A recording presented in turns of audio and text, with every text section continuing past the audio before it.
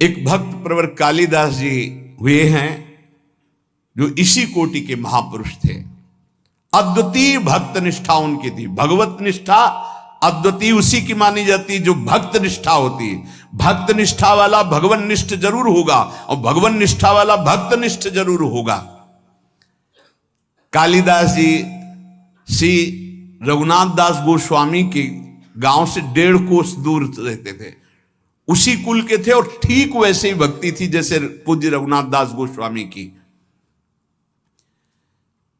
भगवान नाम में इनकी इतनी निष्ठा थी कालिदास जी की, उठते बैठते सोते जागते खेलते हंसते बात करते हर समय इनकी जिह्वा पे नाम चलता रहता। अगर ये कुछ बोलते तो पहले नाम बोलते फिर चर्चा करते। देखो प्रायः सत्संग में कहा है कि अगर आप नाम जापक उपासक हो तो चिंता मत करो, पर आपको जब बात करनी तो पहले धीरे से बोलो राधा, फिर बात करो, बीच में फिर बोलो राधा, फिर जब बात का विश्राम करो राधा। अगर इतनी सावधानी रखोगे तो पूरी बात जो आपने की वो भजन हो जाएगा आपका। कोई कार्य प्रारंभ कर रहे हैं राधा, कार्य के बीच में बोल लो राधा राधा, कार्य के समापन में बोलो राधा, और वो कार्य समर्पित वो भगवत प्राप्ति करा देगा। आप बात को पकड़िए। वो किसी बात को बोलने के पहले नाम बोलते थे। वो भगवत नाम के बिना तो बोल ही नहीं सकते थे, पहले बोलते थे राधा। ये भक्ति की पहचान है। विभीषण जी जब उठे तो राम राम राम, हनुमान जी ने राम नाम ते सुमिरन कीन्हा, हृदय हरसि कपि सज्जन चीन्हा, ये सन हठ करी हो पहचानी साधु ते होए न का। ये संत है क्योंकि सो के एकदम उठते हुए बोला राम राम। ये भक्त का लक्षण है। ऐसा सबको करना चाहिए। नींद खुले तो पहले भगवान नाम उच्चारण करते हुए ही पृथ्वी को प्रणाम करके पैर रखना चाहिए। अद्भुत नाम निष्ठा थी कालिदास जी की। बिना नाम के वो बात ही नहीं करते थे, पहले नाम उच्चारण। और ये नाम उच्चारण, नाम में प्रीति कहां से प्राप्त हुई, बहुत सूक्ष्म बात है। इनकी भक्तों में बहुत बड़ी प्रीति थी, इसी से इनको नाम में इतनी प्रीति हुई। और आजकल कोई बिरला ही ऐसा होता है जिसको किसी भक्त की प्रशंसा सुन के ईर्ष्या ना होती हो। जबकि हमारी भक्ति का स्वरूप यह है कि किसी को सुने कि वो नाम जप कर रहा है, उसका बड़ा यश हो रहा है, वो ऐसा है, तो हमारे अंदर लालसा होनी चाहिए कि इनकी चरण रज माथे पे लगाएं, कभी इनका जूठन मिल जाए, कभी इनका चरणामृत मिल जाए। ये भक्तों की बात थी। हमारे अंदर क्या होता है, अहम प्रधान होता है, तो लगता है क्या है, इतना हुआ, क्या हुआ, वो उससे मात्सर्य और ईर्ष्या प्रकट हो जाती है। ये भगवत विरोधी वार्ता है। अंदर ये बात नहीं आनी चाहिए। जहां वो सुनते कि अमुक जगह भक्त बहुत नाम जापक हैं, तो बहुत धनी थे, पर साधारण वेश में छुप करके जाते कि बिल्कुल ऐसे दीन गरीब बन करके, और उनकी सेवा करते। भक्तों को अच्छे अच्छे पदार्थ खिलाने में उन्हें परमानंद का अनुभव प्राप्त होता। और ऐसा सिद्धांत भी है कि जैसे गर्भवती मां को भोजन पवाओ तो बच्चे को अपने आप पहुंच जाता है, ऐसे हृदय में हृदयस्थ विराजमान भक्तों के प्रभु हैं, तो भक्तों को पवाओ तो प्रभु का अपने आप भोग लग जाता है। भक्तों के मुख से प्रभु बहुत आनंद पूर्वक पाते हैं। भक्तों को जब श्रद्धा पूर्वक सुस्वाद प्रसाद पवाया जाता है तो उसके स्वाद का अनुभव स्वयं भगवान श्री कृष्ण करते हैं। भक्तों को जब पवाया जाता है, भगवान को अपने भोग लगाने से इतनी प्रसन्नता नहीं होती जितना संतों के भोग लगाने से होती। इसी बात को एक भक्त ने पकड़ लिया और संतों को पवाना शुरू किया श्रद्धा से। और उनके पास एक सीमित अर्थव्यवस्था थी। अगर संतों को पता है कि बहुत श्रद्धा पूर्वक यहां प्रसाद पवाया जाता है तो बिना बुलाए भी कृपा करके आने लगते हैं। वहां खूब संतों का आगमन होता और बनवा के पवाते। धीरे धीरे संपत्ति राधे श्याम अष्ट धातु के ठाकुर जी थे। तो ठाकुर जी की जितनी सेवा पात्र थे स्वर्ण चांदी के जो थे सब बेचकर संत को पवा दिया। ठाकुर जी से कहा कल अगर संत आए और व्यवस्था नहीं हुई तो सरकार आपको बाजार में ले जाएंगे हम, और आपको बेच देंगे, क्योंकि संत भूखे नहीं जाएंगे, वाप ही रह गए हमारी संपत्ति। भगवान ने कहा कि हमारे संबंध से तो संतों को, बस आप संतों के पाने से प्रसन्न होते हैं ये मैंने सुना है, आप अपने भोग लगाने से उतना प्रसन्न नहीं होते। तो अब कल संत आएंगे, अगर उनके भोग की व्यवस्था नहीं हुई तो तैयार रहना, हम आपको बाजार में बेच देंगे। भगवान हंस दिए और कहा जो संतों की सेवा करता है उसके यहाँ ऐश्वर्य की कमी नहीं रहती। और जरा सा उनका कृपा कटाक्ष, कुल परंपरागत लक्ष्मी जी उनकी सेवा में उपस्थित हो गई। तो जो श्रद्धा पूर्वक भक्तों को सुस्वाद पदार्थ प्रसाद पवाते हैं, भगवान भक्तों की जिह्वा से पान करते हैं। भगवान को स्वयं भोग लगाने से इतनी प्रसन्नता नहीं होती जितना संत और भक्तों को पवाने से होती है। भक्तों को खिलाकर और उनका किसी भी तरह से उच्छिष्ट पाना, ये इनका स्वभाव था कालिदास जी का, इसीलिए इनके निरंतर नाम चलता था। अब जैसे कोई भक्त उच्छिष्ट देने के लिए तैयार नहीं होते, वो तो बड़े कृपा करते हैं तब उच्छिष्ट देते हैं, तो वो सावधानी रखते थे। कहीं भी तो पात्र धो के फेंकेंगे, वहां से जल ले लेना, अगर चूक हो गई तो पात्र में से हाथ करके बस कर लेना, वो अपने पात्र लेके गए चाट लेना, उच्छिष्ट का भाव। निरंतर नाम जापक भक्त चरणामृत भक्त पद धूलि तो लगाते ही, और उच्छिष्ट पाने के लिए भक्त सेवा करते। इनका और बड़े बड़े महापुरुषों का कथन है कि योग से, यज्ञ से, तप से, पाठ से, अध्ययन से और साधनाभ्यास से प्रेम प्रकट नहीं होता, वो प्रेम प्रकट होता ही है भक्त चरण रज, भक्त चरणामृत, भक्त उच्छिष्ट से। अब इनको पता चला कि एक झा नाम के चतुर्वर्ण के भक्त हैं जो एकांत में रहते हो, खूब नाम जप करते हैं। पति पत्नी दोनों नाम कीर्तन करते हैं और गांव में सेवा करके एक एक रोटी जो मिलती उससे अपना, अब इनको लालच लगा। ये प्रभु से प्रार्थना की कि ऐसे भक्त का उच्छिष्ट प्रभु कैसे मिले, हमें उपाय बताओ, क्योंकि हम जाएंगे तो वो तत्काल सम्मान प्रदर्शित करेंगे, और सम्मान प्रदर्शित करेंगे तो उच्छिष्ट नहीं मिल पाएगा उनका। भगवान से प्रार्थना की, तत्काल युक्ति आई साधारण वेश में, और उस समय आम का समय था तो बड़े बड़े आम लेकर के घर गए। प्रतिष्ठित कुलोद्भूत कालिदास को देखकर अपनी टूटी फूटी झोपड़ी में वो दंपत्ति तो आश्चर्यचकित हो गए, हाथ जोड़कर कांपते हुए कि भगवान आपके लायक हमारे घर में बैठने योग्य जगह भी नहीं है। हाथ जोड़कर अभ्यर्थना करने लगे। उनका नहीं नहीं, इसकी जरूरत नहीं है, हम तो बस आपसे ऐसे मिलने बात करने आए हैं। एक फटा सा बोरा पड़ा था, उसी में कालिदास जो महान भागवत वो बैठ गए। वो हाथ जोड़े, प्रभु आप यहाँ, ये स्थान आपके बैठने लायक भी नहीं। और झा भक्त उनको कहते थे आपने बड़ी कृपा की, आप यहाँ आए, लेकिन ये आपके योग्य नहीं, आप इतने महान, मैं इतना नीच। आप जैसे श्रेष्ठ पुरुष, हम जैसे नीचों के यहाँ आएंगे तो आपका उपहास होगा। प्रभु आपको पता नहीं मैं नीच हूं, धनहीन हूं, प्रभु आपको यहां बैठना ठीक नहीं, कोई देख लेगा तो आपकी निंदा करेगा।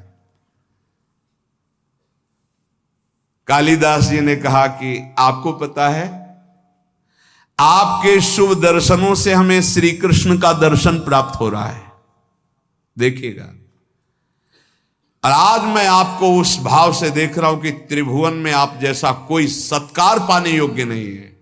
जिसकी जिह्वा पे भगवान नाम और इतनी दैन्यता, अहो वत्स पचतो गरीयान यद जिह्वा के वर्तते नाम तुभ्यम। यदि आप हमारा कुछ भी सम्मान करना चाहते हैं तो अब आप हाथ जोड़ना बंद कर दें, हमारे सामने हाथ मत जोड़े, और आप एक कृपा करें, आप दोनों अपने चरण धोए, हमें चरणामृत दे दे, क्योंकि हमें धोने तो देंगे नहीं। और उन्होंने कहा कृष्ण कृष्ण कृष्ण, आप ये क्या बोल रहे हैं महाराज। आप गिड़गिड़ाते हुए झा भक्त ने कहा प्रभु ये कैसी भूली भूली सी बातें कर रहे, आपको पता है मैं कौन हूं, मैं सब तरह से हीन हूं, मेरा दर्शन और स्पर्श भी अमंगलमय है।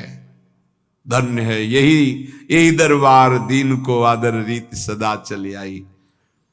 और उनके चरणों में गिरने लगे। कालिदास जी ने अपने चरण समेटे और कहा देखो अतिथि का सत्कार करना चाहिए, इतना आपको पता है। उन्होंने कहा हाँ प्रभु पता है। तो फिर एक बात करो, मैं आ रहा था रास्ते में आम देखा, आप ठाकुर जी को अपने भोग लगाओ आम का, और आप दोनों पाओ और मैं ये देखूं, ये मेरा सबसे बड़ा सत्कार हो जाएगा। भक्त ने कहा मालिक आप कैसी बात करते, मैं पाऊं और आप बैठे, आप हमारे यहां आए हैं। उन्होंने कहा देखो यदि आप मुझे बड़ा मानते हैं और पूजनीय मानते हैं तो आप मेरी बात भी तो मानिए, किसी भी तरह से। देखो अगर थोड़ी भी प्रीति आपकी हम में है तो मेरी ये बात मान लो। वो भक्त बहुत दैन्य हो रहे हैं। यहां कालिदास जी कह रहे हैं जो अपने भक्ति का विज्ञापन करता है,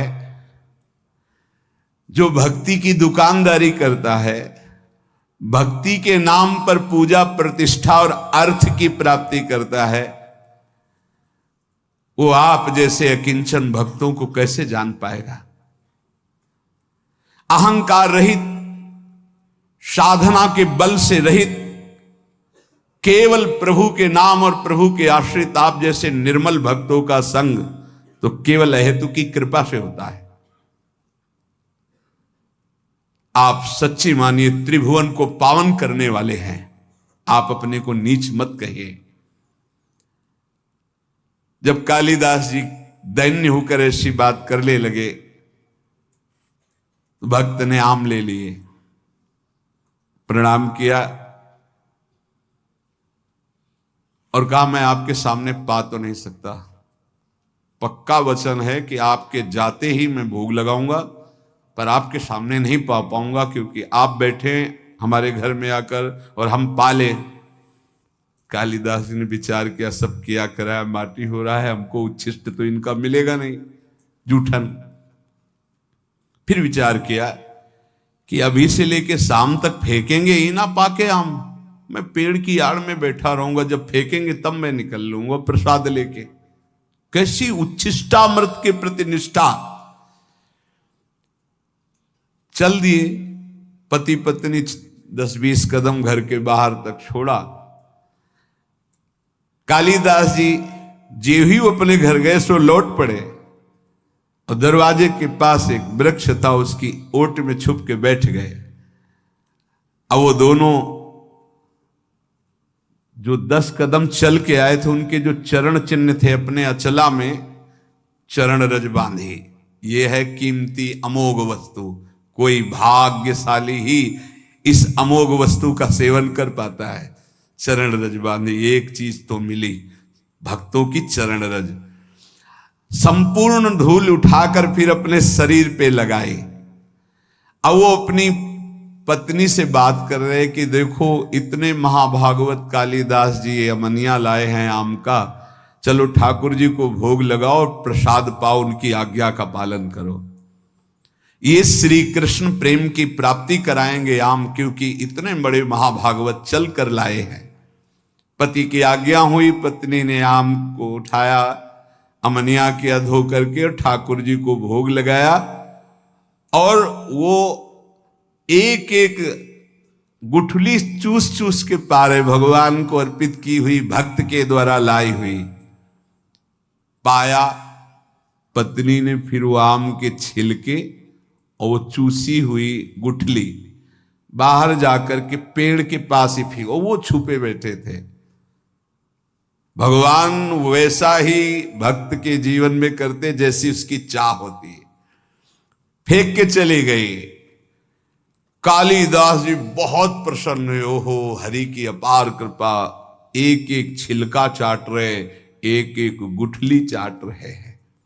आप विचार कीजिए, एक उच्च कुल का एक महाभागवत एक ऐसे दैन्य महाभागवत की गुठली चाट रहा है। किस लिए? इनका उच्छिष्ट मुझे नाम में प्रीति करा देगा, और नाम के प्रेमी हैं। जैसे जैसे वो उच्छिष्ट पा रहे हैं वैसे वैसे उनको रोमांच हो रहा है। वैसे वैसे भगवान का नाम जैसे मशीन में चलाया जाए ऐसे चल रहा है नाम, अश्रु प्रवाह हो रहा है। यहां वर्णन कर रहे हैं कि जो भक्त चरण रज का सेवन, भक्त उच्छिष्टामृत का सेवन और भक्त चरणामृत का सेवन करता है, उसका अहंकार गलित हो जाता है। सत्संग का प्रारंभ इसी बात से हुआ था कि अहंकार जब तक गलित नहीं होगा तब तक हमारी साधना रंग नहीं लाएगी। इसलिए हमें नाम में प्रीति हो जाए, नाम हमें प्राणों से प्यारा लगने लगे। बड़े बड़े महापुरुषों ने नाम को दुलराया गाया।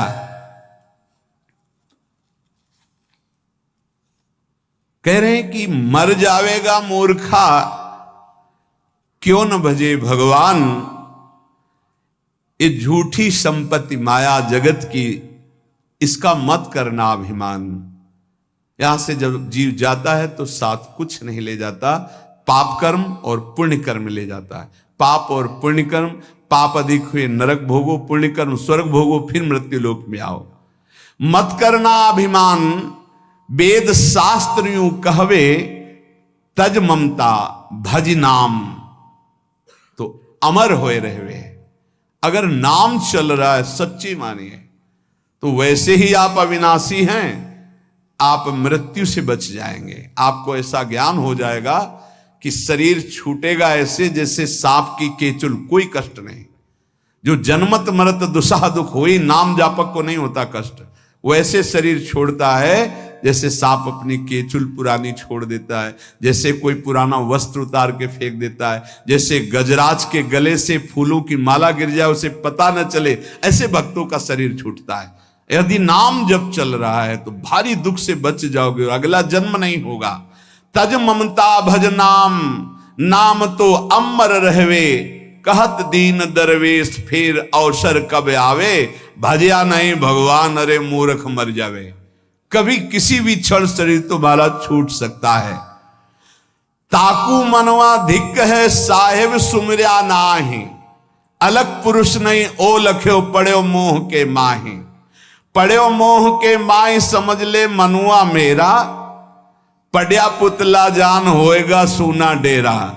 कहत दीन दरवेश ज्ञान लगी ना धाकू, साहेब सुमरा नाई धिक है मनवा ताकू। यदि साहब श्री हरि का नाम जप नहीं किया, प्रभु का नाम जप नहीं किया, तो ये तेरा शरीर, तेरा सब साम्राज्य यहीं पड़ा रहेगा, कोई तेरे साथ नहीं जाएगा। अगर नाम जप कर लेगा तो शुद्ध ज्ञान हो जाएगा, शरीर राग छूट जाएगा, शरीर संबंधियों का मोह छूट जाएगा। इसलिए सुमिरो, निरंतर नाम सुमिरो। रग रग नाम रम्यो रहे, तो निर्गुण अगुण के रूप। जो तुम्हें चाहिए, निर्गुण निराकार सगुण साकार सबका साक्षात्कार इसी नाम से हो जाएगा। रग रग नाम रम्यो रहे। ये रग रग नाम कब चलता है? बोरी सखी जी कहती, जब नाम ही श्वास, श्वास ही नाम ही नाम श्वास को भेद मिटावे, तब रोम रोम और रग रग बोले, तब कुछ स्वाद नाम को पावे। हर श्वास में अधिक से अधिक नाम जप करो, धीरे धीरे उतरेगा। तो बोले रग रग नाम रम्यो रहे, निर्गुण अगुण के रूप। जो तुम्हें चाहिए, निर्गुण निराकार सगुण साकार सब भगवान का साक्षात्कार ज्ञान का हो जाएगा। राम श्याम रवि एक हैं सुंदर सगुन स्वरूप। चाहे राम रूप देखना चाहो, चाहे श्याम रूप देखना चाहो, रसना नाम संभारिए, श्रवण ही सुनिए नाम, नैने निरखो नाम को, रविदास है काम। रात दिन नाम जप करो, ऐसे नेत्रों में नाम लिखा दिखाई दे, कानों में वही नाम सुनाई दे, और हृदय से वही नाम उच्चारण हो। जो चाहोगे, राम रूप, श्याम रूप, निर्गुण, निराकार, सगुण, साकार, जो चाहोगे सब प्राप्त हो जाएगा। संत अनेकन जे भय, किन्हीं नाम पुकार, रविदास सब छोड़ के, नाम ही नाम उचार। सब छोड़ो, बस नाम उच्चारण करो। देख लो, बड़े बड़े संत हुए, हमें कल बहुत अच्छा लगा। सब साधन है, पर नाम नहीं था तो उन्होंने बताया मेरा मन अशांत है। साधन बताए, बहुत अच्छे साधन चल रहे, तब उनसे एक ही बात कही कि आपका चित्त नाम में है। और माला तो चला लेते कभी कभी, ऐसे निरंतर नाम नहीं। आपको नाम दिखाई दे रहा है? नहीं। आप नाम लिखते हैं? नहीं। आप नाम अंदर सुनते हैं? नहीं, बस ऐसे जप होता है। तो मन को कहां से लगा पाओगे?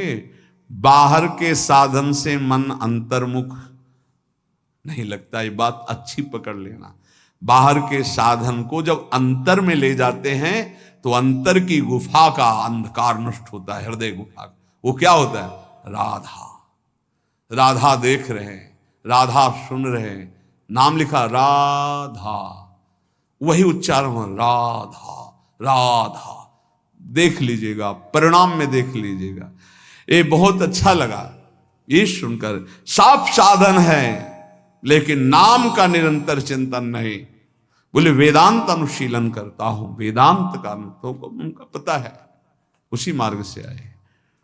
संत अनेकन जे भय, किन्हीं नाम पुकार, रविदास सब छोड़ के, नाम ही नाम उचार। राधा राधा राधा। अगर नाम नहीं है तो बहुत, ये बहुत अनुभव की बात है, बहुत अनुभव की बात। जीवन का अधूरापन नहीं पूरा होता, साधना अधूरी ही बनी रहती, क्योंकि मन का विश्राम तभी होगा जब बार बार उसी में सुनो, उसी को देखो, उसी को चलाओ। फिर प्रश्न होता है कि हम ज्यादा देर इसमें टिक नहीं पाते, तो आप इतना समझ लीजिए कि एक बार आप ऐसे लिखे राधा, यही शरणागत मंत्र, निज मंत्र, जो मंत्र गुरु मंत्र मिला है, एक बार लिखे, 1000 बार का फल है उसका। यदि आप एक माला कर लिए तो सहस्त्र मालाओं के बराबर हो गया। ऐसे लिख के राधा। थोड़ा सा लोभ बढ़ाओ, थोड़ी सी एकाग्रता करो, थोड़ा मन को रोकने की चेष्टा करो।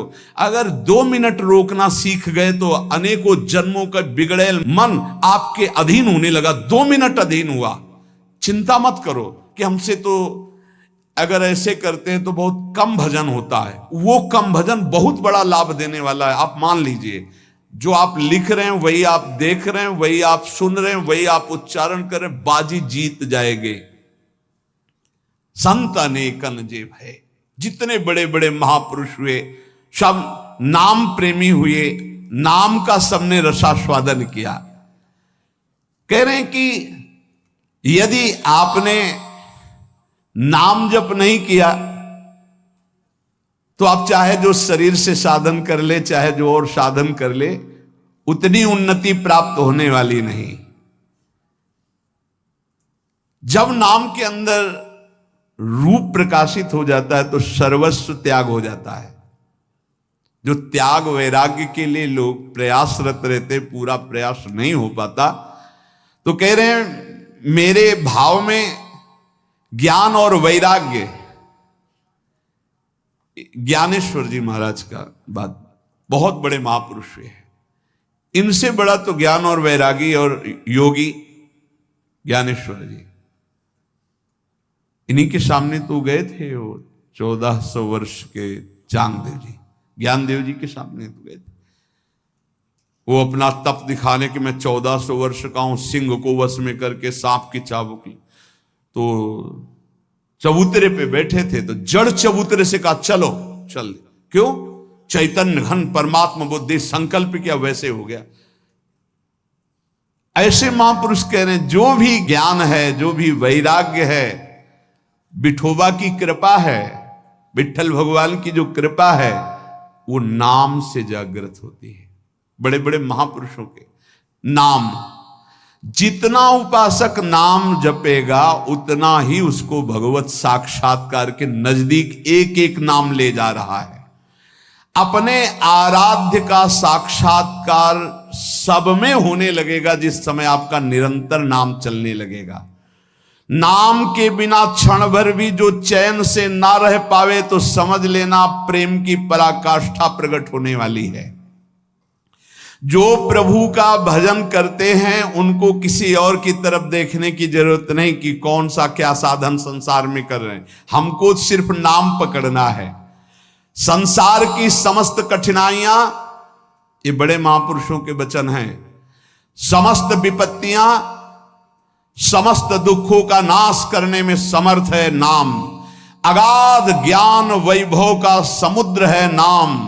अपार दुर्गम गति प्रदान करने वाला है नाम। बस ग्रहण करने योग्य है तो एक नाम।